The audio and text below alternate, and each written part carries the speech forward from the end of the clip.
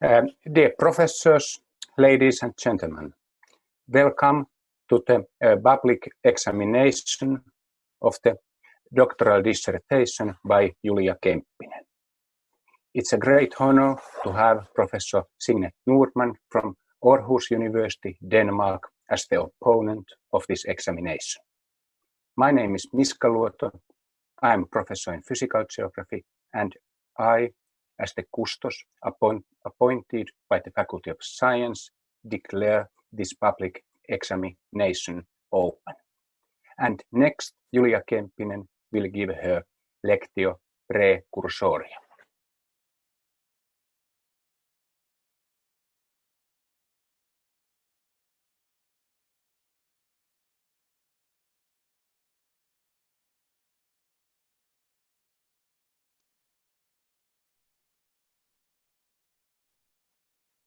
My doctoral thesis is a story about soil moisture and its importance for tundra plants. This topic has sparked a lot of interest in the past years as it is connected to climate change and biodiversity issues in the Arctic. Climate change and biodiversity are also a major motivation for me personally, but most of all as a scientist. Temperatures are rising rapidly, especially in the tundra regions, and this is strongly connected to the future of plant available water, which is soil moisture. However, the importance of soil moisture is not a new concept. In fact, it is widely acknowledged by researchers in the fields of ecology, ecosystem research, and biogeography. Nevertheless, the role of soil moisture has long been underestimated in climate change impact studies. This is due to lack of data, which is a problem I tackled in my thesis by collecting over 70,000 soil moisture measurements in the tundra.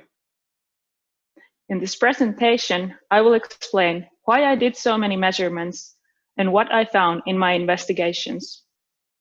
My aim is to help us better understand the relationships between soil moisture and tundra plants. Hopefully, this will also help us predict what may happen to the vulnerable tundra ecosystems in the future.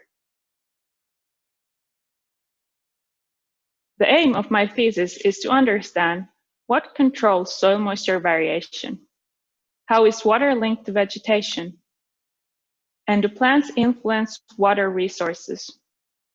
All this I investigated using several multivariate modeling methods and extensive field data collected from the tundra, as I'm looking at these issues from a physical geography and ecology perspectives. First, I need to explain what I mean by the tundra ecosystem. In the tundra, plant-water relationships must be thoroughly investigated. Climate change is affecting the overall hydrological conditions in the tundra, including soil moisture. In addition, tundra ecosystems also provide an ideal environment for testing ecological hypotheses and exploring complicated questions. This is because the tundra is a rather simple ecosystem with a relatively few species, and due to its remoteness, human impact on soil, water, and plants is low. The tundra biome is characterized by its short growing season, which is due to the macroclimatic conditions of the Arctic, Antarctic, and Alpine realms. Towards the winter of the high latitudes, days get short, dark, cold, and snowy as solar elevation decreases, and in turn, night length increases. Contrastingly, in summer, days are long and nights very short or even absent. Consequently, the daytime temperatures rise above 0 Celsius degrees, which means that the soil surface thaws and plants can grow during this very brief period of abundant resources of light, nutrients, and water found in its liquid phase. The tundra landscapes and plants are influenced by seasonality.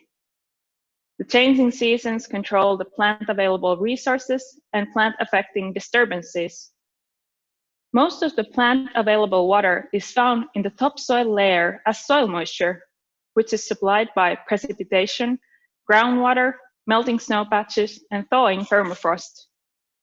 In spring, snow provides an abundance of meltwater streams, which cause fluvial disturbance that affects vegetation as water erodes and accumulates sediments on the ground surface. Although meltwater is a disturbance, it also provides moisture, but when surface flow is excessive, the water flow may rip small sessile organisms from the soil or even cover them under sediments. Towards the end of the growing season, melting snow patches provide moisture as the landscape dries. However, if snow melts earlier year after year, this interrupts the recharge of soil moisture, and this may eventually lead to drying later in the summer and forces plants under water stress. Water affects the growth, survival, and spatial patterns of vegetation. Coarse-scale water variables, such as precipitation, do not capture the fine-scale variation of plant available water, which may vary from 1 meter to another. Therefore, in my thesis, I focused on fine-scale soil moisture on the topsoil layer, that is the layer from 0 to 10 centimeters below ground surface. Although soil moisture constitutes a minor proportion of all water, it is an important source of water and a key component of the hydrological cycle. In fact, soil moisture is an integrating and unifying theme in physical geography, as it is in the intersection of climatology, hydrology, geomorphology, and biogeography. Soil moisture influences, for instance, land atmosphere fluxes, runoff generation, landscape denudation, and the establishment of vegetation. In turn, these abiotic and biotic factors also shape the spatial and temporal patterns of soil moisture. For example, local distribution of soil waters is influenced by the physical soil characteristics, terrain ruggedness, and the overlaying vegetation. So plants affect soil moisture through, for instance, transpiration. And this means that plants also need water for their various functions. Water is a crucial resource for plants, yet, when scarce or excessive, water can lead to stress and disturbance. Plants use water in their physiological functions, such as nutrient uptake, photosynthesis, and reproduction. Soil moisture and other water variables affect spatial patterns of vegetation, such as species distributions, species richness, and community composition. Thus, water is the most important resource for vegetation and its establishment in many terrestrial biomes. However, it is not often considered in the tundra context, as soil moisture data are hard to obtain in the field. Nevertheless, vegetation shifts, such as the expansion of shrubs, are altering the tundra system, and in turn, the cycles of water, energy, and carbon. And therefore, plant-water relationships are important to consider in the tundra context. I conducted my investigations in mountain tundra landscapes at an ecologically relevant scale. By this, I mean that the scale matches the variation found in soil moisture and other local factors which have been shown to interact with tundra vegetation at the fine scale. And for this reason, I needed to collect tens of thousands of soil moisture measurements, and I collected soil moisture data from the topsoil layer, as plants in the tundra are relatively shallow rooted. Chiefly, I focused on a landscape between two mountains in the subarctic Fennoscandia. However, I also collected data from the high Arctic Svalbard and low Arctic Greenland, and my collaborators provided me data from the subantarctic Marion Island. My study setting spans over large environmental gradients, including soil moisture, soil temperature, and soil pH, among other gradients. The settings cover a great number of plant species and functional traits, which increases the generalizability of my results.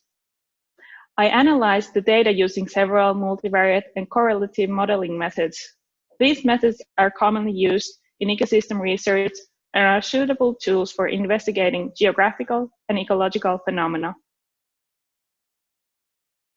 In the first part of my thesis, I asked, what controls soil moisture variation, I wanted to quantify the spatial and temporal variation of soil moisture. I hypothesized that soil moisture would be affected by soil and topography properties. Based on this, I was expecting these factors to increase the predictive performance of the soil moisture models. I found that the fine-scale soil moisture shows great spatial variation over short distances. My results show that this variation can be modeled using topography and soil data. Soil moisture was most related to topography-based wetness proxy. My results provide field-quantified evidence for using topography-based products as moisture proxies. My results are important as more high-resolution terrain data are made openly available and used for creating moisture proxies, which are commonly used in microclimate and vegetation studies. Therefore, these proxies must be validated with field-quantified data to discuss how well they represent spatial patterns of soil moisture. In the second part of my thesis, I asked how water is linked to vegetation. First, I wanted to analyze the influence of different water factors on plant species. I looked at species distributions, species richness, and community compositions. I hypothesized that water would have a significant role in shaping the assemblages of vascular plants, mosses, and lichens. The inclusion of these water variables improved the predictive performance of the species distribution models and the species richness models. Especially the moss species distribution models were improved. The community composition analysis provided evidence that the different water aspects were truly independent variables. Overall, the spatial distribution of vegetation is likely to become more reliant on water conditions as climate is changing in the tundra regions. Consequently, vascular plant, moss, and lichen communities will respond to the altered moisture conditions. The results show that water is important for tundra vegetation in multiple ways, and I expect it to become even more significant factor in the future. Secondly, I approached the question of how water is linked to vegetation with another study. Here I assessed if there are consistent plant-trait environment relationships within and across tundra ecosystems. I wanted to test a fundamental assumption in community ecology that hypothesizes that relationships between plant traits and environmental conditions are globally consistent. I found that the local variation of environmental conditions within the 4 study sites was overridden by global relationships. This means that the same plant trait environment relationships I found, for instance, in the high Arctic Svalbard, were also found in the subantarctic Mariana Island. From a global change perspective, my results provide evidence to the expectation that tundra plants and their functional traits will respond to warming conditions. However, soil moisture may limit the growth of tundra plants if there are not enough water resources for the plants to use. Overall, these vegetation shifts and their consequences are likely to feed back to the global climate system through ecological processes and functions. The third and last part of my thesis, I returned to my first question, what controls soil moisture? But this time I introduced plants as a predictor of soil moisture. More specifically, I wanted to investigate the impact of woody plants, which in the case of tundra means shrubs and dwarf shrubs. I investigated these woody plants and if they directly affected soil moisture, soil temperature, and soil organic carbon stocks. I found that the coverage of woody plants had a direct effect as they inversely correlated with all the soil properties. My fine-scale examination provides evidence supporting previous studies which have found soil moisture to be lower in habitats with woody plants compared to other tundra habitats, as well as with studies which have found that soil temperature is decreased by the overall shading of plants. My results indicated that the presence of woody plants may decrease soil organic carbon stocks. This is significant, as it is likely that the expansion of woody plants in the tundra will feed back the global climate system in various ways through soils. I have shown in this thesis that soil moisture has multiple effects on tundra plants, and so do have and so do plants have on tundra soils. It is evident that climate change will affect the tundra ecosystems through the two-way link between plants and water. The next step for future studies is to address the chain of uncertainties between climate change, soil moisture, and tundra plants. First, we need to investigate how climate change impacts are realized on the spatiotemporal patterns of soil moisture at the fine scale. Especially the temporal variation of soil moisture must be investigated.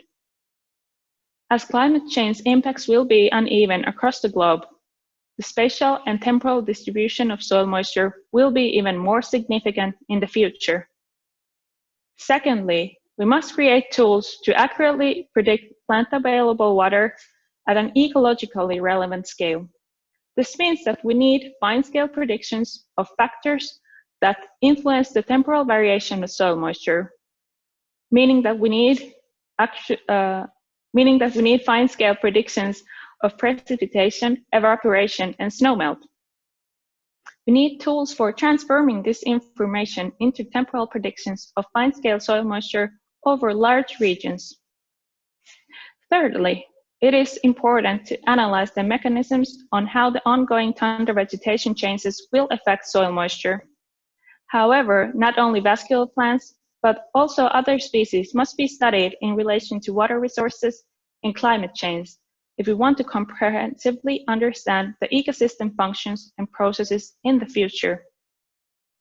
And finally, climate change impacts on the water cycle are likely to affect all life on Earth, from humans to microbes, from the tropics to the polar deserts. Overall, the expected changes in the hydrological cycle and their consequences are not limited to a single species or an ecosystem or a biome. Thus, the exploration of soil moisture and its importance for all life must go on. To conclude, soil moisture varies remarkably over short distances in rugged landscapes.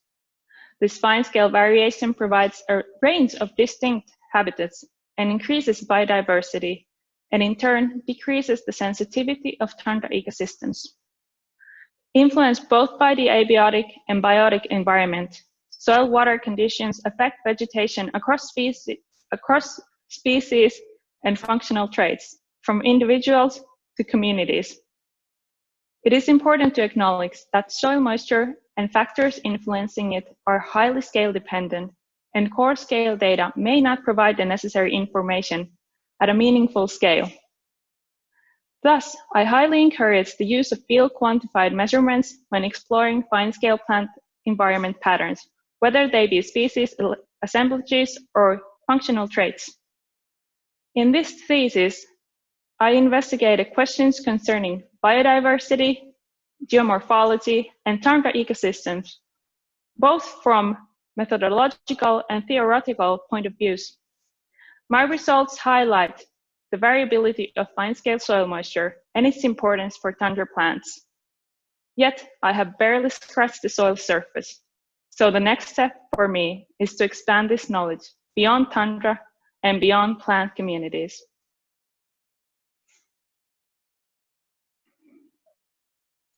Honored Professor Normand, I now call upon you to present your critical comments on my dissertation. It is a great honor to be the opponent of Julia Kempinen's PhD dissertation. And first of all, thank you, Julia, for an excellent talk and overview of your key findings, and especially their importance. In particular, you have shown that there is a great importance of soil moisture and the interrelation with Arctic vegetation. I will now provide a brief overview of the scientific significance of your dissertation, and afterwards turn to the critical examination. So in short, Julia's dissertation takes us on a journey from understanding the spatial temporal variation in soil moisture to how this variation affects plants, how plants affect soil moisture, and finally how variation in functional traits is fundamentally connected to soil moisture and soil temperatures across the tundra biome. These are key and very important findings. On this journey, Julia Kempinen provides fundamental new insights on the role of soil moisture for structuring the current Arctic plant communities. She is doing this both in exploring plant species occurrences, the cover, the species richness, and functional traits. And Julia is studying parts of these aspects not only for plants as often done, but also for bryophytes and lichens. This multifaceted view of the different components of plant communities and how they translate into ecosystem functioning is really strongly needed and truly timely. And Julia digs deeper than most previous ecological studies. She explores how soil properties and topographic variation determine spatial variation in soil moisture, and attempts to explain the temporal variation. It's a complex matter, but by doing this, she paves the way for trying to provide important information for future studies on how to explore temporal variation in soil moisture. Furthermore, by acknowledging the key importance of scale dependence of vegetation dynamics, Julia explored the importance of soil moisture variation at high spatial resolution across heterogeneous landscapes. She's doing it both in her main study area in Northern Scandinavian, as well as across the two hemispheres, including areas in Svalbard, Greenland, and Antarctica. And through her dissertation, Julia Kempinen demonstrates that she's a master of the integration of many methods. It's truly impressive how she combines the best of many worlds, from detailed field surveys, the collection of an amazing amount of field data, modeled in smart ways, combined it with high-resolution remote sensing information, data loggers, species distribution modeling, and hierarchical generalized additive models. So the combination of these aspects, on the one hand, is this nice multifaceted view of Arctic plant communities, a detailed mapping of soil moisture, and a thoughtful analysis. For this combination, Julia provides excellent and valuable insight on the potential future responses of Arctic plant communities. So as Julia also just said, we know that soil moisture is a key factor in modulating vegetation responses to warming. For example, we know that if there's not enough soil moisture, plants grow less tall with warming.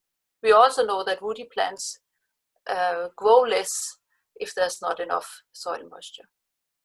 Hence, without enough soil moisture, woody plant expansion will be limited. So it's really a key to quantify this spatial explicit variation in soil moisture, because without this spatial explicit variation, we cannot quantify the magnitude of future vegetation changes. So in my view, Julia Kempinen have taken us an important step further in the right direction. And I look very much forward to now discuss your details of your dissertation with you.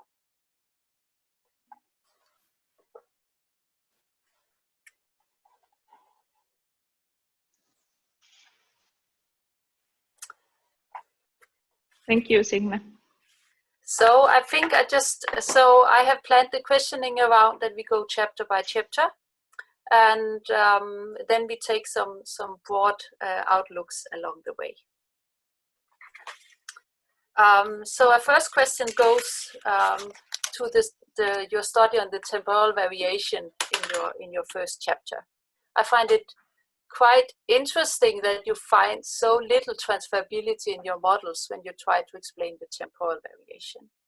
So you model the coefficient of variation in soil moisture, and you try to explain it with, for example, soil organic matter and topographical variation. And you find that the model on your training data has an R-squared of 0.47, while the model on the testing data have an R-square on average on 0.1. So my first question to you would be if you could reflect a little bit on what are the key factors you might be missing in this model. So why do you think that you are not able to explain this temporal variation? Is the factors you would include if you would redo the analysis today? Honored opponent, this is a very good question. because we did 3 soil moisture campaigns, meaning that we measured the same plots 3 times throughout the summer, one in June, July, and August. And we wanted to understand which part of the landscape is more prone for drying and more prone for getting moist throughout the summer. So that was the idea behind the temporal variation. And the reason why it had so low predictive performance is probably because we had only 3 points in time. So it is not the best data set for exploring temporal variation. However, we felt that it was important to report it because we wanted to show if there are areas that are more prone for drying or wetting, and if these areas can be detected using LiDAR data or using soil data. But unfortunately, we didn't find the results to back up the hypothesis of these factors being important for the temporal variation. And one might ask that, why didn't we just use climate data? Because that is actually what affects temporal variation of soil moisture. But again, the idea was to just see if there are some areas which are very prone for drying, such as ridges, or if there are some areas that are very prone for getting wet, like depressions where water accumulates and so on. But yes, of course, if I could redo the study, I would use high temporal resolution data. I would have more measurements than just 3 measurements in time. And luckily, now we have also the ability to measure continuous soil moisture data to provide fine scale, spatial, and temporal resolution. So I'm very happy that these new opportunities are given to us, or we are able to access this. Yes, thank you for your question. So I completely agree with you. I think it's a really important result to report. You argue that you were interested in where the landscape is wettening and where the landscape is drying, but you chose to use the coefficient of variation without sign, meaning that you're just looking at the amount of change, but not if it's get wetter or if it gets drier. And so at least if I can understand you correct. And I was in that respect wondering if you think you would have found other results if you would have tried to go into looking at the drying versus wetting, and not just the amount of change. Yes, that is a very good point. The results, they regard only the amount of change, as you mentioned, and the next step would have been to look more closely to these areas where there is a lot of change or there is no change at all, and try to understand what are the factors behind it. If it's getting really wet, then we should have done an additional analysis for examining, for instance, the landscape forms and so on. Yeah, so I think it's a really an important avenue to take further, because we would expect that there would be quite differences depending on if you are in a ridge or in a hollow, of how the soil moisture accumulates basically across the season and how much it varies. And then a related question to that is basically, this is just the amount of soil moisture, but so measured as the volumetric water content. But how much of that is then available for the plants? That's then the second question. Do you have an idea of how good the volumetric water content measurement that you have used throughout your thesis represent the plant available water? Honorable opponent, this is again a very good question and very relevant. And actually, I haven't done any experiments, and this is definitely something that I would like to do in the future, to have an experiment, a very controlled setting where I could control the amount of water, control also other variables such as temperature and so on, and see how the plants transpire and produce or use the water in the soil. So this would be definitely a very interesting new chapter for me to explore experimentally how plants actually use soil water and how they transpire it. And that would be very, very nice to do in the future. And maybe combine it also to functional traits, and maybe combine it also to, for instance, carbon cycling. So yes, definitely a interesting new topic for me. Yeah, so I have at some point explored these different moisture loggers a little bit, and there's some that are ceramic that actually measure plant available water, but you wouldn't have been able to do the study you have been doing because you had basically no other option of doing such extensive measurements across these huge grids with so many measurements. But it's still interesting to think about how much of that water that is then basically measured across the landscape would be available for the plants. And then now I jump a little bit to paper 2, because I think it's relevant in that context also what we're just discussing, because there you looked at water stress, and you use this coefficient of variation as a measure of water stress experience for the plants. And I think the reasoning behind that is completely logical, that of course where you have less variation across the season, you would also experience that the plants would also experience less stress. But if we would turn it around and look at it from the perspective of the plants have different niches, different tolerances to soil moisture, both on the inundation side and on the dwarf side. So do you think that there is somehow it would be a way to go further to try to assess basically per plant species, per vegetation types, the amount of available water that they can tolerate at both ends of the gradient, because that would more illustrate water stress. So how have you been thinking about that, how it actually relates to species niches and the tolerances of the tundra plants? Honorable opponent, thank you for the question. So the water stress variable that we had in this article, it is based on 3 soil moisture measurements, and again taken the coefficient of variation, very similar strategy to quantify the temporal variation as we did in the first paper.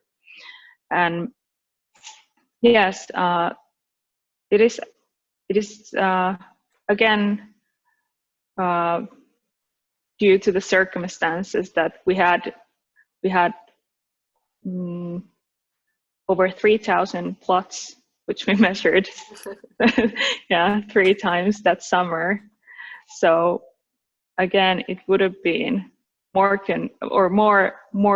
better if we had continuous data, if we could really see what is going on in each plot, and we could relate that to the species and their exact needs, or that would give us more information, more in-depth information about their tolerance to, for instance, changes in the amount of water and for instance to drought periods or rain events or very heavy wetting, which I mean that some of the plots are very disturbed by fluvial disturbance. there is a lot of meltwater, so that would be very interesting to see that which species can really tolerate there. And of course, also the species data was collected on these 3,000 plots, and that is representing only one point in time. And again, if we would have a longer, or if we would have temporal data on the species, it would maybe tell us more about their preferences or their niches. So yes, definitely one of the big interests for my future is to do long-term data. So add not only spatial data, but temporal data, both in the soil moisture and vegetation aspects. I think you touched upon some very, very interesting aspects also in relation to tipping points. There's also some new literature that suggests that, you know, drought events can basically lead to either changes in the soil that cannot return to the conditions before.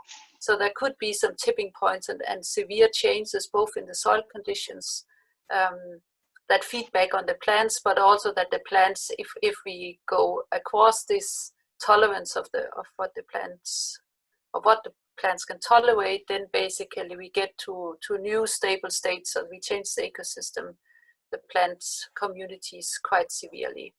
And I think you have basically, with the very nice setup you have, if you would monitor moisture across time and vegetation change across time, you would be able to get at some of these questions, which basically no one else currently have the data for looking at that so extensively. Then actually I would like to go back to paper 1 and question a little bit one of your conclusions, because you basically conclude that for the temporal variation, the organic layer is the most important. It's for example shown in figure 6, and this is based on these models with quite poor performance.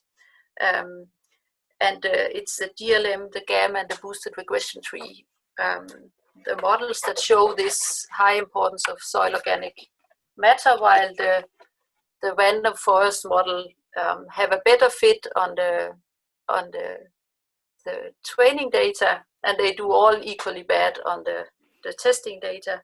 But you choose to conclude based on the DLM, the GAMs, and the boosted regression tree. So I was just interested to hear what was your thought in relation to that. First of all, that the models overall is poor, and that you see a difference in basically the main predictor of temporal variation, depending on which of the models you choose. Honorable opponent, thank you for this question. Yes, the temporal variation model, it performed rather poorly. And as we discussed, it should have had data such as climate data. But why I chose to conclude based on the generalized linear model and the generalized additive model and the boosted regression trees is that I found that the random forest model was a bit overfitting. So because it's based on bagging, which is a method in which it builds the trees so that it takes the rows, but it also takes different predictors, and that's the bagging process behind it in short. And there is a slight overfitting problem with random forest with this data set.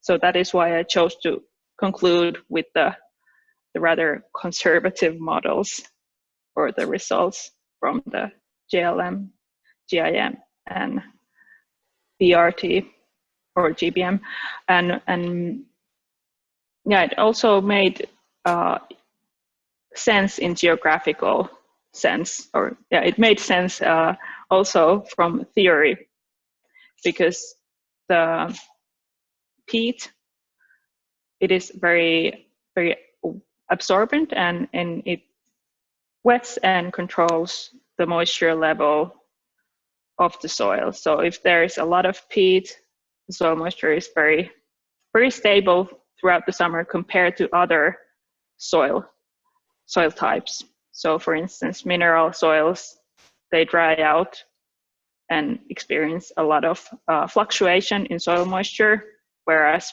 peat is more stable as it is more absorbent and often waterlogged. Thank you for this nice answer. I was just wondering when I went through the results. So I think my next question then, it's now we have basically touched upon the methods of how to measure this soil moisture in the field with and you also say you can basically, there's some new remote sensing products that you could be using. So you have in your study used the LiDAR point cloud. Do you have an overview of what are the new perspectives in relation to measuring soil moisture from satellites and the approximate resolution you can obtain? Honorable opponent, this is a very exciting question, because actually initially in my PhD I wanted to explore some satellite data as well. But then I took a more ecological approach in my PhD.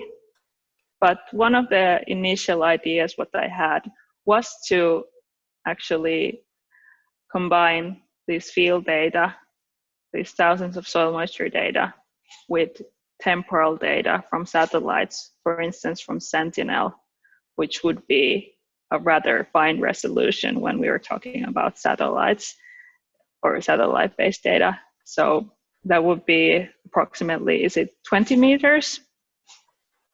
The spatial resolution, and that would be highly valuable to combine with the field data, just to see how the entire landscape or the entire tundra or the world, how it reacts to what rainfall events or to droughts, and with such a fine resolution, it would be very exciting for a soil moisture scientist, but then it would be also very useful and valuable, not only for tundra research, but globally it would be really significant.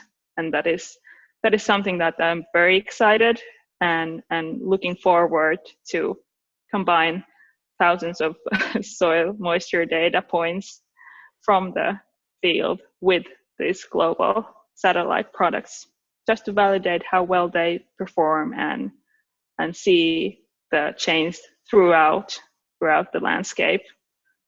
And actual temporal data would be very, very, very nice to work with. Thank you for your question. And I think your last point is really important, because I think it's the first steps are really to validate this data on what do they actually, how well do they actually measure soil moisture. So I think you took the complete correct route in your PhD of first starting out with understanding this high resolution spatial variation that really matters for the plants, because 20 meters by 20 meters is still different from the scale you have been working on in your PhD and understanding the variation in soil moisture. And that basically takes me to the next question, because you argue that you have studied soil moisture at the relevant scale, but you have not necessarily explored at which scale soil moisture matters most, and for which components of the plant communities they matter most. So we could expect to have different relationship depending on what you are actually looking at. Do you have any reflections in relation to that? Honorable opponent, thank you again for a very, very exciting question, because yes, I talk about a lot about this ecologically relevant scale and how important it is to measure both soil moisture and plants at the same scale, so that you can actually get closer to the plant available water instead of using coarse climate products and so on. And there is actually a lot of literature which really breaks down how different resolutions of data affect or that they have different kind of outcome, because the coarser you get, the more information you lose, and the finer scale you have, more information you can obtain in your data, or there is more room for variation. And of course, the ecologically or biologically meaningful scale, it depends heavily on the study object. If we're talking about tundra plant communities and we're modeling or measuring the community at a 1 meter scale plot, then it would be more meaningful to use, for instance, soil moisture, which is measured from the same scale. So this is actually kind of relating to the previous question that you have about the satellite data. If we would use these 1 meter scale soil moistures obtained from the field, from the exact same location at the exact same scale as the plant data, it would have a different outcome compared to using, for instance, Sentinel with 20 meter resolution, or we go to Landsat with this 30 meters or even coarser, and so on. So you lose a lot of information, and it might be the surrounding environment that the signal is coming from instead of the small plant community, which you're trying to understand and investigate. So yes, a very, very good question of what is actually the ecologically meaningful scale, and it depends on the study object. If I would be studying, for instance, forests, I would need soil moisture data at a different scale. 1 meter plot doesn't even cover the tree. So yes, a very, very good question. Thank you for this. Yeah, thank you for a very nice answer. So for your studies, you sample in a very regular grid, and that's another, how you sample basically matters for how you can make in the end inference and predictions about the magnitude. So what have been your thinking in relation to sampling in regular grids versus other sampling designs that could have been, what have been your reflection in relation to the sampling design? Honorable opponent, thank you for this question.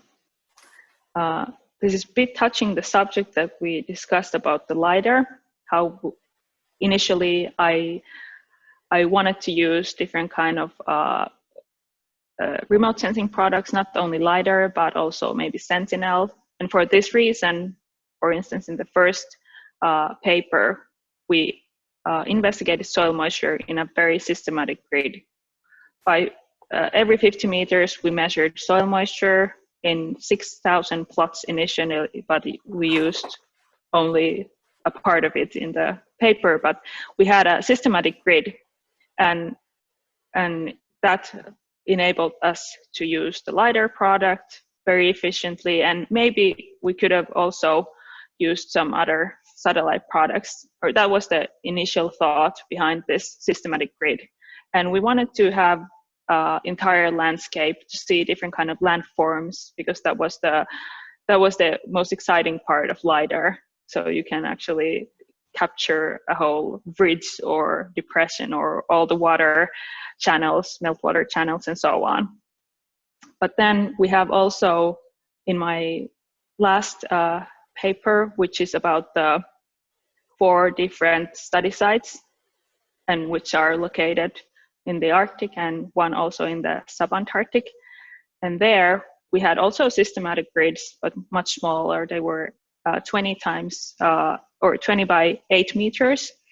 And here the key to generalizing our results was on how to situate each grid, or how to locate each grid in the landscape. So we wanted to maximize environmental variation within each 20 times 8 grid.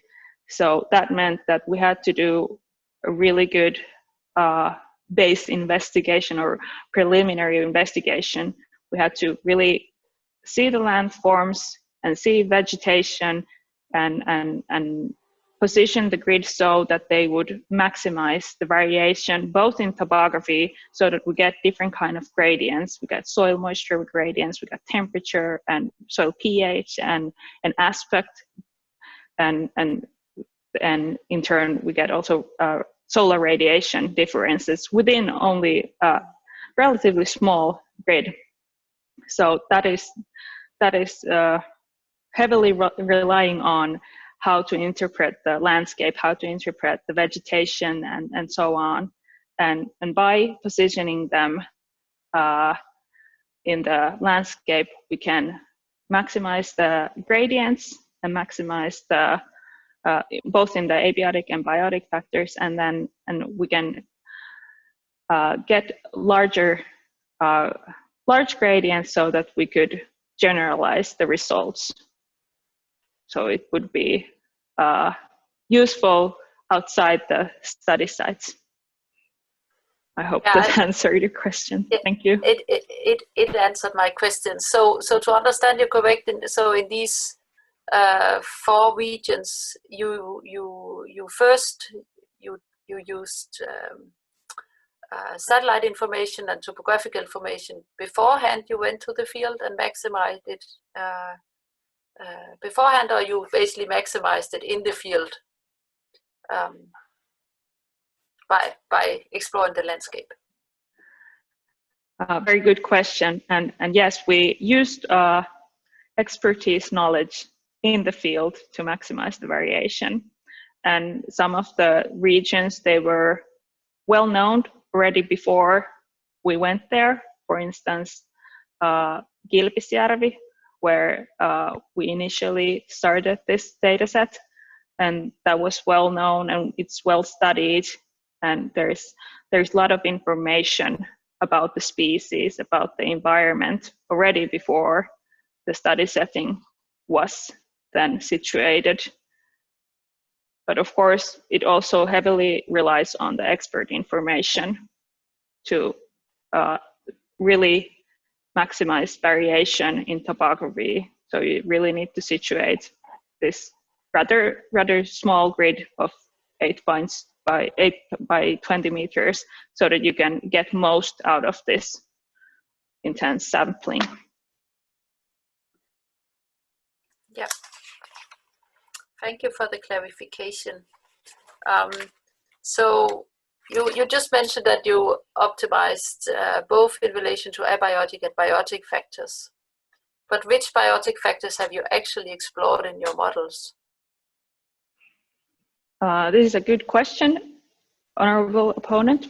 So in the first paper, I didn't include any biotic factors. That was just looking at soil moisture modeling through soil and lighter products. So basically topography. But in the second chapter, I was looking at how water affects tundra plants. And here I was looking at species distributions and species richness and community composition. And that was for vascular plants on the species level, but also for mosses and lichens.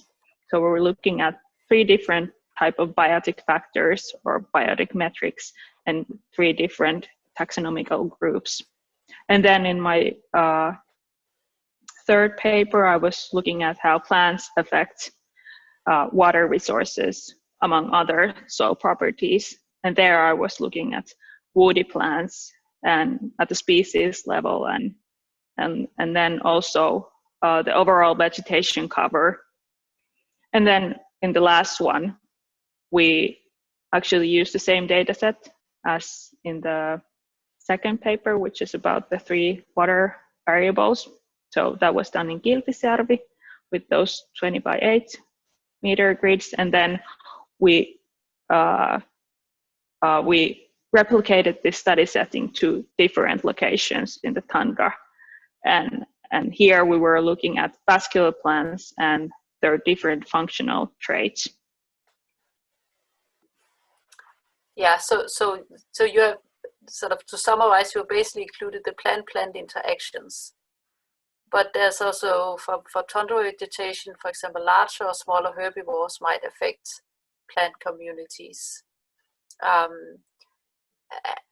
In your, I guess you would know it mainly in your main study area, is there larger herbivores around or smaller herbivores around that could affect the distribution of also major vegetation types across ridges and gullies, so creating grassing lawns basically on the wet parts, that they get dominated for graminoids, while shrubs, they grow in other parts of the landscape? Honorable opponent, this is a very good question, because in Kilpisjärvi, which was the place where I chiefly investigated these soil moisture and plant relationships, there is different kind of herbivores. There are reindeers, and then there are also lemmings. And these actually have been studied. Our research group has studied these effects before, and actually from a disturbance point of view. So there is information on how biotic disturbance, meaning reindeers and lemmings, and how abiotic disturbance, which are geomorphological disturbances, how these abiotic and biotic disturbances, how they affect vegetation. And the outcome from that study was that the abiotic affects more than the biotic. And I have to add that the study area, which is in Kilpisjärvi, it's on a rather spatially constricted area. The grids are, or the 20 by 8 meter grids, they are less than 2 kilometers apart from each other. So they're very closely situated to each other, so that we have the same species pool and the same type of substrate and same type of disturbance, whether it is abiotic or biotic. And they are not, there are no reindeer excluded areas, so they have the same amount of grazing pressure throughout the 21 grids. And then on the other hand, we have this 2 kilometers times 1.5 kilometer study grid, which is also in the same area. And there again, all the soil moisture measurements, all the woody plant measurements, they were done from areas or from plots which are under the same grazing pressure, because they are not excluded or part of them are not excluded. So they are all accessible for these herbivores to have the same amount of grazing pressure throughout the landscape. Yeah, thank you. So I think it's a very good answer, and I think also that this what I was basically aiming at was, if there is an interaction between soil moisture and where the animals graze, you would have difficulties teasing apart these two effects. So if the animals mainly graze on the graminoid wet vegetation, that might basically feed back to create in a long term graminoid dominated vegetation. Do you think that it could have affect part of the results you find in your paper 3, or in the paper where you try to look at the interaction of the effect of plants on moisture? Yes, actually, this is good that you ask for clarification. So there are also studies that have shown that there is reindeer grazing affects shrubification in Fennoscandia. So these show that grazing favors these not deciduous but evergreen species. Yeah, it favors evergreen species because herbivores don't eat those, such as Empetrum nigrum. They don't eat Empetrum, whereas they favor deciduous grass or deciduous woody plants for their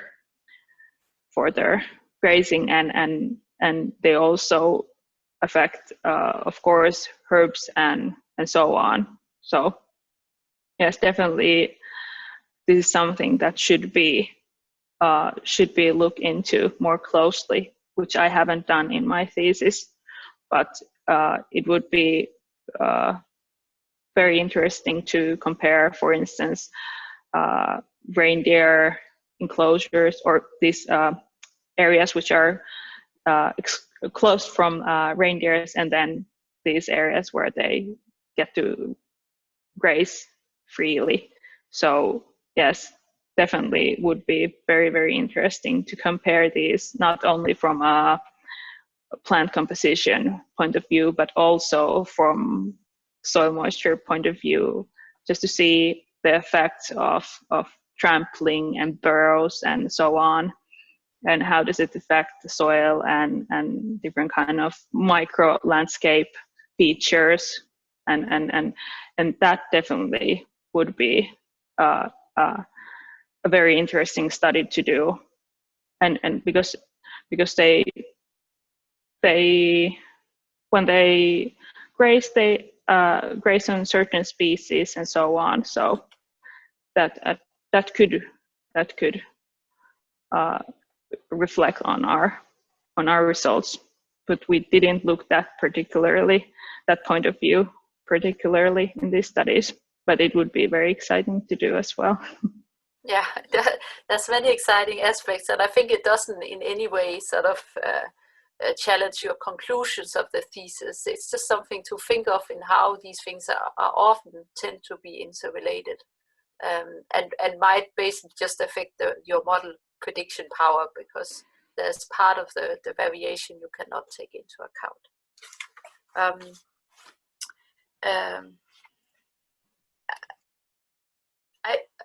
I end up now jumping more around than I wanted, but somehow the questions seems to be more linked in this way. So if we are now in this paper on where you find the effects of you use the structural equation models, and you find how basically how topography affects for example, snow depth, and how that then affects woody plants, and how woody plant vegetation and also generally plant cover just affects soil moisture, soil temperature, and soil organic carbon stocks. I think it's a really nice study and very interesting. But one thing that sort of kept in my mind was, how can you be certain that soil moisture doesn't basically determines where the woody plants and where there's high plant cover, so that you can so you argue you can disentangle these effects, but plants grow, certain plants grow where there's wet and certain plants grow where there's dry. So how can you actually disentangle it when you have not removed the plants or experimentally tested this? Honorable opponent, thank you for this good question. And yes, there is some circularity that needs to be considered, because you have, on the other hand, soil moisture, which I have shown to affect the species occurrences and species richness and community composition. So it heavily affects the spatial patterns of vegetation. And now in this paper, I'm turning the table around and looking at how these woody plants or overall vegetation cover might affect soil moisture. And definitely the link is stronger the other way around. Water controls, or is one of the controlling factors of vegetation pattern or spatial vegetation patterns. But when plants occur somewhere, they use that water, they transpire it, they also shade the ground and cool it, and they produce litter, and through that they affect the soil organic carbon and so on. And how to make sure that we're getting the signal of woody plants to soil moisture and not the other way around. And that is why I chose to use structural equation models, so that we could have this hierarchy of variables, because here you can control what is the highest level of hierarchy. You have the topography, the landscape, which is setting how radiation and how topography and so on, how they affect not only the plants, but also they affect soil moisture, as I've shown in my first paper. So these controlling factors, which heavily control soil moisture, they make sure that we are getting the signal from the highest level of hierarchy, from the topographic variables, to the plants and through the plants down to soil moisture. So the key on how to make sure that it is the signal from the plants to the soil is by controlling the overlaying factors, by controlling that we first model the vegetation and the soil, and then through vegetation we get the signal to soil. So yes, there is these structural equation models. They may seem like a solution to causality and so on, but they are correlative methods, and they heavily rely on theory. So after all, they are statistical methods, and you can pour data in them, but the responsibility is always in the modeler. So you have to know, you have to have the theory, the hypothesis that makes sense, and then test it out and interpret the results, because the methods will not tell you how to interpret it or if they make sense. So that's why, yeah, the structural equation models, they're heavily theory based. So there is a lot of responsibility with the modeler to make sure that it is logical and the results are interpreted by taking into consideration the possible risks that are included. But yes, thank you for this very, very interesting question. Yeah, so I just see that in some of the steps you have two-way interactions, but you chose not to have that for the woody plant vegetation to the moisture. So that's because you decided on this specific hypothesis, and that's the hypothesis you test, and therefore you don't allow for the two-way interaction of soil moisture to vegetation. Is that correctly understood? Yes, that is correct. And of course, when you're trying to interpret the figure, the outcome where you have the arrows going from topography to the plants and then to the soil, it is notable that topography is the strongest, the overlying or the underlying factor that is controlling the system. And in addition to that, we have an effect, not as strong, but an effect from plants to soil. So that is something that needs to be kept in mind when interpreting the results, that the woody plants are not the main driver of spatial variation of soil properties, but it has an effect. And that is what we tested out with the structural equation model. Yeah, thank you very much for the clarification. And now if you should sort of take this approach a step further. So you have your plots where you have based this analysis on. Could you think of experimental treatments, other ways of testing if your hypothesis and the mechanism behind the effect you find is actually true? So that is it mainly transpiration that makes this difference? And why is the difference in the carbon stock? Is that because the woody plants, they recruit only when there is a certain amount of organic matter? Or so how would you go about teaching these, as of testing these effects and hypotheses in more depth? Honorable opponent, this is a very good question and very exciting one, and there would be two solutions for going into more in depth with this question. So there is, of course, the experimental way, but there is also one way to test this in more depth with correlative methods. And I had the pleasure to co-supervise a master thesis in which this brilliant master student, who is now already graduated, Meri Lindholm, she collected from the same area, she collected over 200 paired plots.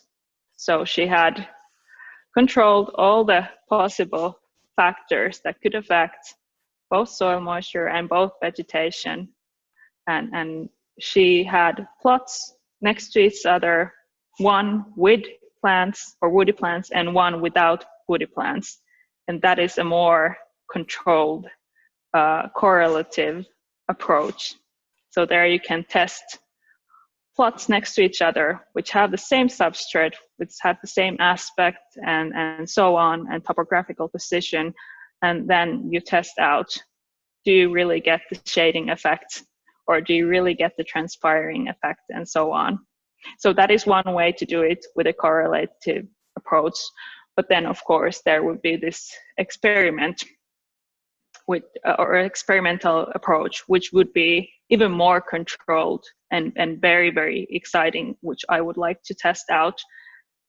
For instance, having a chamber measurements for seeing how plants transpire water and so on, and have a more controlled environment. But of course, this would mean that we would have a smaller amount of data, or a smaller amount of plots, if we would like to do an experimental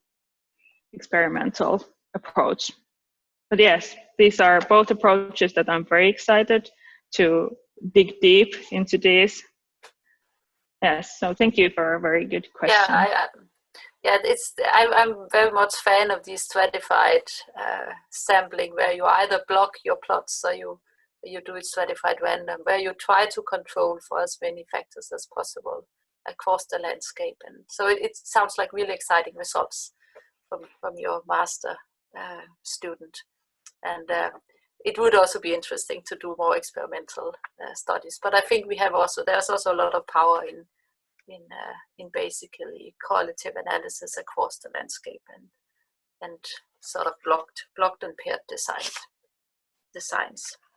I have an additional question in relation to your analysis, the structural equation models, because you test linear relationships, and sometimes things are linear in ecology and sometimes they're not. So you, for example, have that the effect of plant dominance affect linearly or negatively but linearly the carbon organic stock.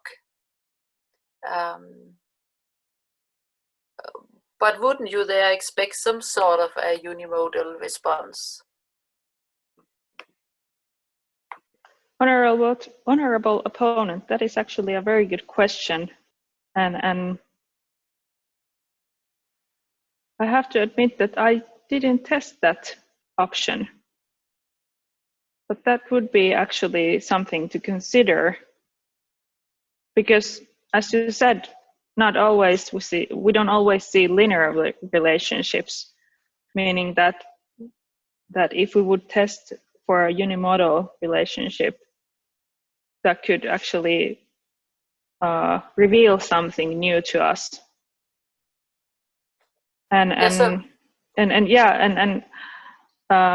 Luckily this this chapter of my PhD is not yet published.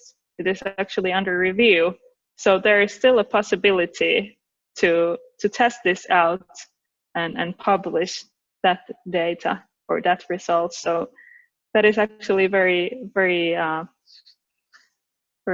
important point that you made. Thank you for pointing this out. Yeah, so my thinking there is that it of course depends on the gradient you sample. So sometimes you would expect a negative, but if you have the sort of the very poor soils to the very rich soils, in organic carbon, you would probably find that when there's hardly any organic carbon, you also the cover doesn't really, you don't have any cover, so you don't have a negative effect, and then it somehow is maximized in the middle, and then potentially reduces again. Yes, thank you very much for pointing that out. And I think that relates also to the sampling for this study, because you chose sort of, as I understand, it's only a subset of the plots, or it's a subset of the gradient within your main study region. So you didn't go down to sort of include the Vahtila pubescence for sort of a broader gradient. And that could affect part of your conclusions, because there could be quite differences if you have this, the amount of variation you have in shrubby vegetation that you actually study. I completely follow your very valid point that not many have studied this sort of low statured impetum dominated vegetation, but I was wondering, if you want to make that strong point, you could also have considered including the whole gradient, and therefore being actually able to say something about what are the differences if you have that tall vegetation or if you don't.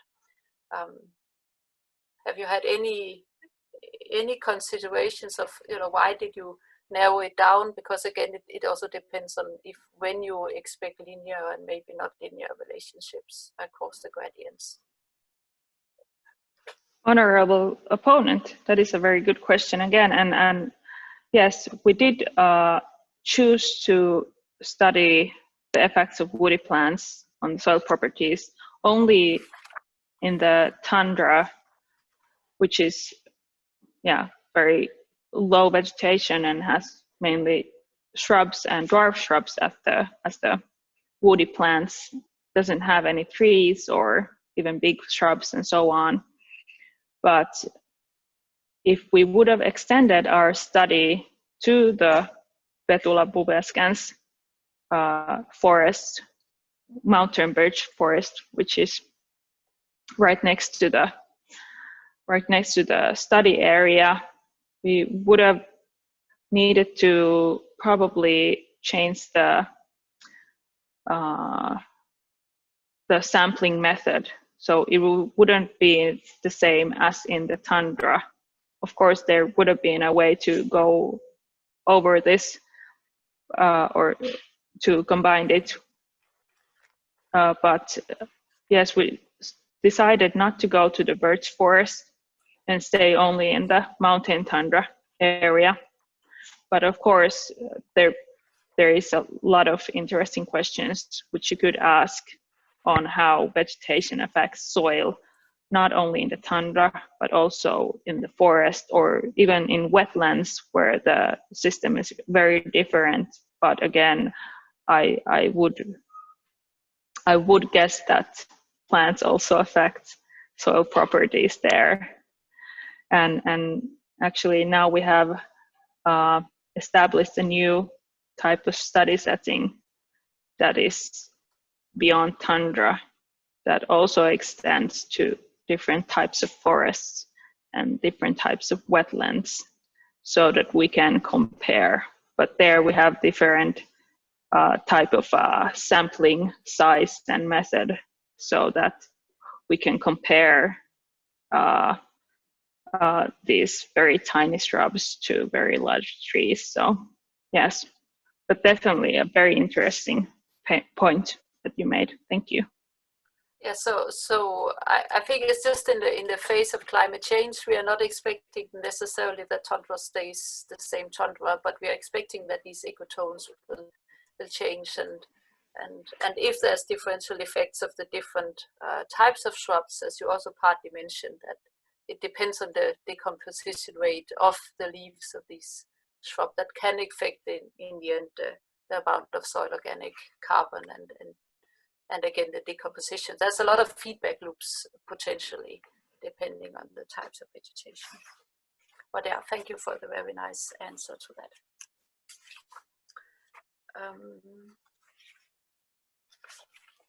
Let's see. Partly related actually to something you mentioned earlier was where we talked about the biotic interactions. You write in your introduction that the Arctic is very little affected by humans. And is that so in the sort of it is partly so, but how is that in the study region? So that if you look sort of in a historical perspective, when we think of general European landscapes, we talk about extinction depth and delayed in responses. And have you thought about that in relation to your study system actually? That do you see responses immediately, or are you expecting lags in relation to different past drivers? It could be climate, but it could also be human activities. And the tree line, how have that changed in your region? Honorable opponent, this is a very important question, because although I write that tundra is relatively remote and because it's it's hard to access it compared to other biomes, and one of the reasoning behind this is that although humans have been pretty much everywhere on Earth, and they have left a mark, even in the most remote parts of tundra, humans have been there at some point, and of course we have affected our environment wherever we go, and there are also things which we have done in the past to tundra regions. For instance, in Fennoscandia, humans have burned mountains so that they can grow lichen for reindeers and hunt the reindeers. So they make good grazing areas for their prey. So of course there is this aspect to consider, that when we talk about the remote tundra areas, they're actually not so pristine as we like to think about them. And of course, climate change is one of the issues that heavily impacts tundra, and particularly tundra regions. And in that sense, humans have altered tundra a lot. So there is, of course, expected that this will be seen, and partly it has been already seen in the tundra plant communities and so on. But definitely there will be extinctions that are just waiting to happen, that we're not seeing the damage that we have done at this point in time. But this will be something that we will face in the future, or at least the tundra plants will face in the future. So definitely there is a lag that we cannot see yet. Yeah, I think so too, but and I think again it doesn't affect your conclusions, because I think you have sort of your finding is nice and straightforward in most cases in relation to the factors you are actually addressing. But there's of course this is all the unexplained variation that can be related to many of these factors and trends in time that is not accounted for. And that actually, I think it leads me to your last study, where you find this, have this really nice result of that you can basically explain functional trait variation across these 3 regions with the same soil moisture and soil temperature in particular, and that you find the same similar responses.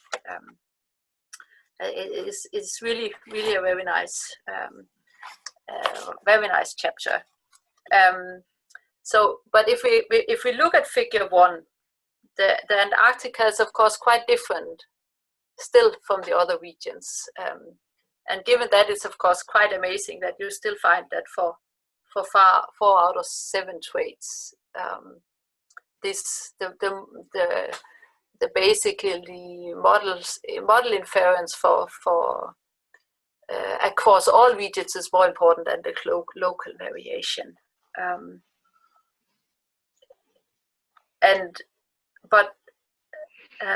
But your 3 regions is, so the 3 regions in the Scandinavia is, however, more similar than the Arctica. And you mainly find that it's for example for leaf nitrogen and for leaf phosphorus content, and also basically plant height. It is a less clear pattern of the global versus the local. So I see that the results are nicely generalizable, but what do you think, especially if the plant height, which is one of the traits which have been found to respond strongly to climate change, but is less generalizable maybe than specific leaf area across the regions with these factors you are including in the models? So, honorable opponent, thank you for the feedback on the study, and thank you for your question. And yes, the sub-Antarctic, the Marian Island site, it is a bit different than the Arctic sites. And one reason behind it could be that it is a rather small oceanic island in the middle of the Indian Ocean, and it is very it is different compared to the Arctic sites. But on the other hand, some of these traits, they react very similarly across the 4 sites, such as leaf dry matter content and leaf area. They're all responding to the global trait environment relationship rather than to the local environmental factors or other local uniqueness. So they are responding to the global pattern relatively well, and yes, there are some differences, but yeah, I would expect that the oceanic or the different kind of climate and the different kind of dispersal and so on could affect the results, and why we see the sub-Antarctic island as a bit of an outlier compared to the other Arctic sites. Yeah, so that was partly relating to my next question, because you don't sort of include the average summer temperature or climate conditions as these sites as many would have done before you, and despite that, it's amazing that it actually predicts so well. So congratulations on that nice study. I think it's a very nice achievement. I have now not so many questions left, I think, unless you want a lot of very, very detailed ones, but I think I will spare them for you for another time. So if we sort of goes a bit more, if you want to look now into the future, you have said partly a little bit about where you want to go next. But what do you think is the sort of the key things to explore next based on the findings of your thesis? Based on the findings of my thesis, I would say that the temporal variation of soil moisture, that is still a big question. And I'm so happy that now we have the ability to really do continuous measurements and have those on a rather large spatial extents as well. So this is a development that I'm very happy that I've been able to already do during my PhD, but I haven't incorporated it in the thesis. But yes, definitely temporal variation with soil moisture. I want to understand the factors affecting it, which means that I want to really have fine scale data on precipitation and temperature and so on. I want to understand how snow affects the temporal patterns, and these are factors that if they change in the future, such as temperature or snow conditions and so on, they will have an effect on soil moisture, and through that also to plants. And definitely the temporal aspect is the one that I would really want to dig into next, and also just to go beyond maybe the scope that I've been investigating now, the tundra and the vascular plants mostly. I would really like to understand also the other important species groups in the tundra and also other ecosystems as well. So I think that there is a lot of interesting questions that we can investigate regarding, for instance, mosses and their effects on soil moisture, or how soil moisture affects different kind of moss traits, and also maybe extend to biocrust, which is also something very, very cool, and would also go from this shrubby tundra or dwarf shrub tundra to the more extreme parts of the tundra, to the polar deserts and so on. And yes, those are basically what I'm very interested in and excited about. Yeah, that sounds all very exciting. So when you say key species of the tundra, what about microorganisms in the soil that in other systems have been found strongly to influence productivity and ecosystem stability? And there's a lot of exciting ways forward. Yes, definitely. Soil microbes, the soil biota. It is a big question mark that what happens in the invisible tundra, what happens below soil surface. And those are very interesting aspects. Not only the soil microbes, but also understanding, for instance, plant root traits, and that is something that I really would like to do in the future, and combine it with the soil data that we have. Yeah, so that was one of my side questions, was actually related to rooting depth, because you argue, as you talk about these 10 centimeters, but it's not all of especially the woody plants that are rooting within the top 10 centimeters. Have you thought about how that affects your specific ecosystems? It seem to be really shallow soils, but the betulanana I would expect would root below the 10 centimeters. Yes, thank you for this question.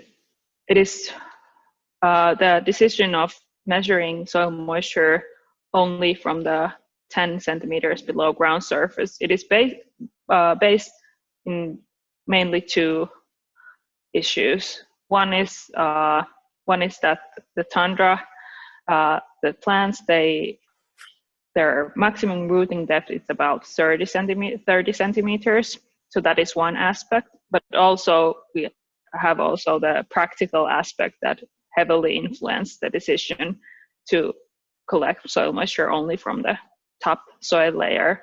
Because as you mentioned, the tundra, it is a very rugged landscape where the soils are thin at some parts, and that is one of the aspects that we need to consider when we collect soil moisture data. And then just the final question. So basically you are exploring quite a lot geodiversity and basically also biodiversity. Have you been reading into that literature and have been thinking to which degree that geodiversity and the degree to which geodiversity sort of provides resilience for plants' responses to future changes is something that is important and sort of low-hanging fruits in relation to all the data you have collected?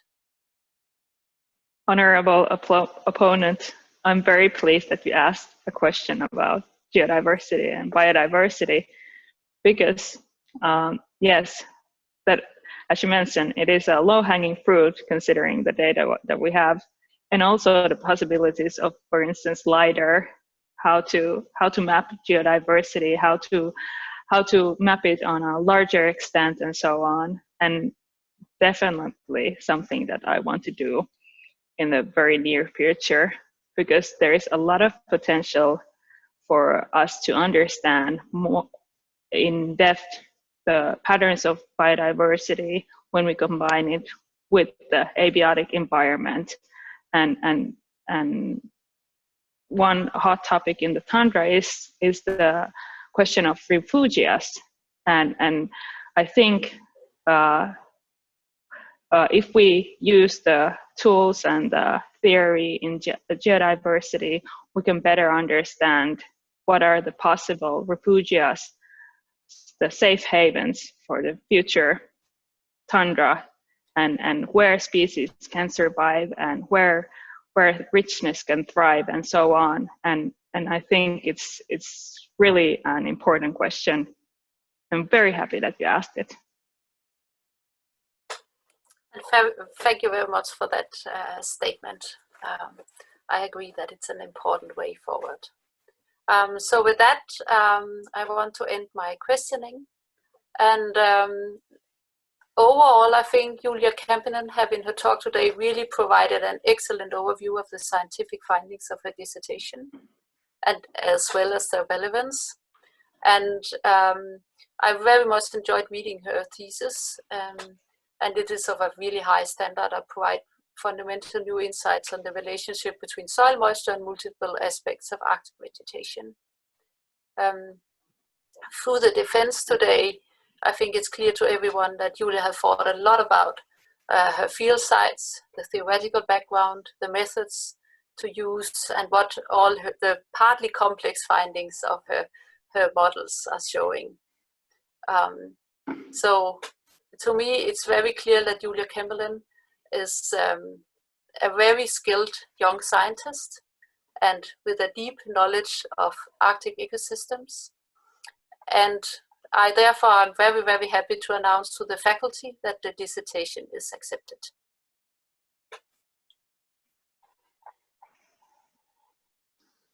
Honorable opponent, thank you for your statement.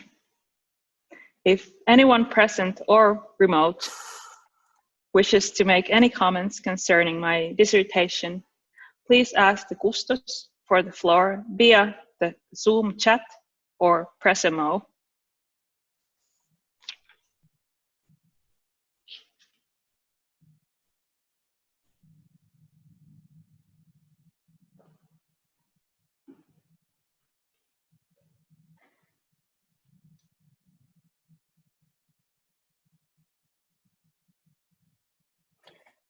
No questions. The examination is completed.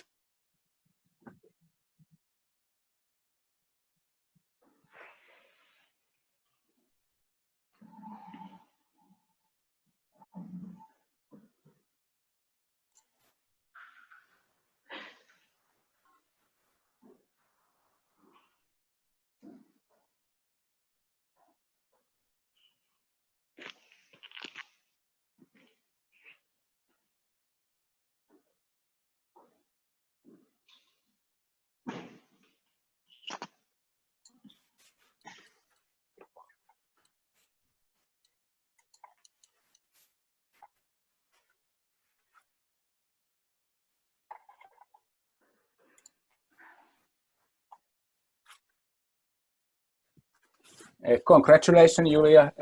Very well done, and great thanks for Signe. It was an outstanding examination, and you are totally free now to discuss and cheer.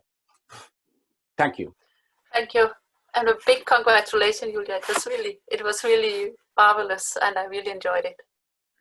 Thank you, Signe, so much. You were a dream opponent. I'm so happy that you agreed to be my opponent.